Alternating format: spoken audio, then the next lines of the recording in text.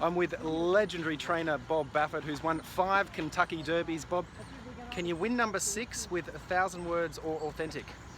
I think, if things go well, you need, I think Tiz the Law is definitely the horse to beat. You never know coming in here.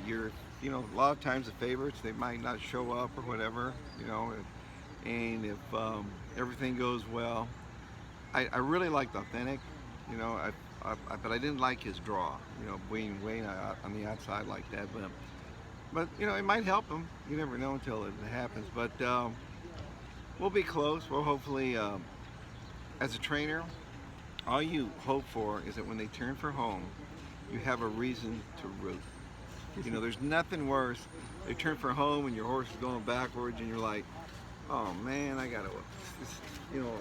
I waited all year for this. It's like those Olympians that are, way back, whatever. But it's been a long wait for this year.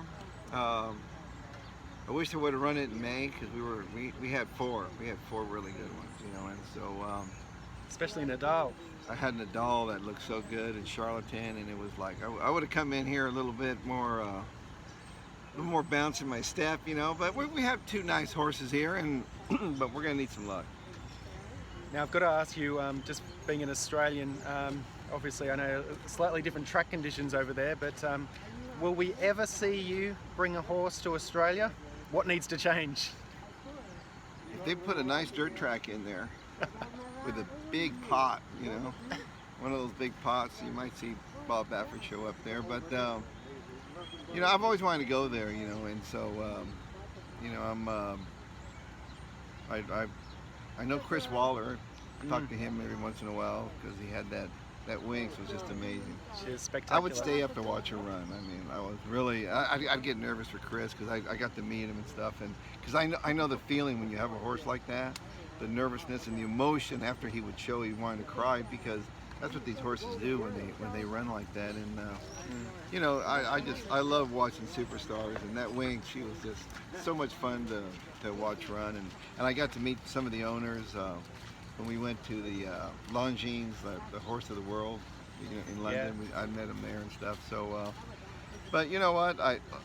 Australia's getting tough. And there's some good horses now, and they're. You got Justify, American Pharaoh there, and that Justify, oh my God. Have you seen him yet, in the flesh? Only on camera. Oh, it's like walking into a Rolls Royce auto place. I mean, you look at him, he's just the most incredible, magnificent animal you'll ever set your eyes on. You were talking about Justify the other day on the Kentucky Thoroughbred Association trainers. Do you still look back at when you were here just a couple of years ago and think of the good times? Justify, he was like, if I was here with him, I'd be pretty nervous and tense, and but it's fun. I've been blessed to get all these good horses.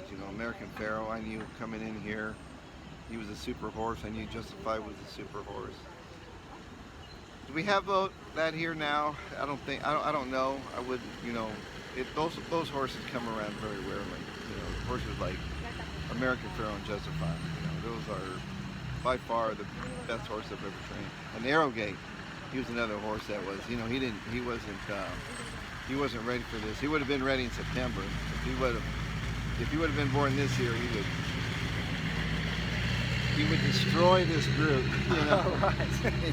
And so, but it's one of those things where just feel fortunate that I'm here, and that, it's been a crazy year, and so I'm just lucky that, the world's been suffering, and there's so much things going on in the world, and so I'm just feel fortunate that at least we get to run the Kentucky Derby. Well, good luck on Saturday with your pair.